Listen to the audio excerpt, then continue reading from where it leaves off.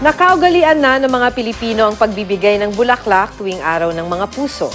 Kaya naman ngayon pa lang, naghahanda na mga supplier at tindera nito sa Dangwa sa Maynila dahil sa inaasahang pagtaas ng demand sa mga susunod na araw. Makibalita tayo kay Athena Imperial.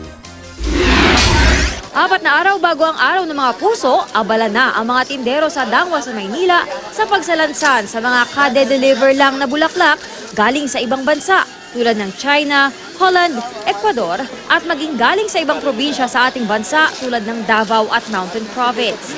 Inaasahang dadami ang order ng bouquets at arranged flowers 2 araw bago mag-February 14. Nagpo-focus kami ngayon sa mga wholesale namin na bulaklak para sa mga Mag-i-start kami gumawa ng bouquet sa 12 na, ganyan, para sa mga order tsaka sa mga bibili.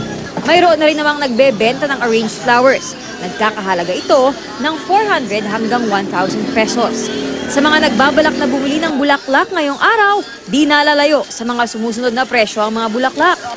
120 pesos ang isang piraso ng sunflower. Ang mga lilies na stargazers at Casablanca, 150 pesos ang kada isang piraso. Ang pink roses, 300 pesos ang isang bugkos. Mas mahal ng 100 piso ang red roses na nagkakahalaga ng 400 pesos. 100 pesos ang isang bugkos ng mums.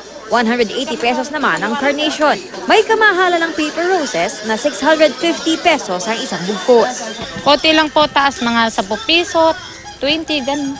Yung mga lilis naman po, hindi naman tumataas. Ganun po yung presyo. Athena Imperial, GMA News.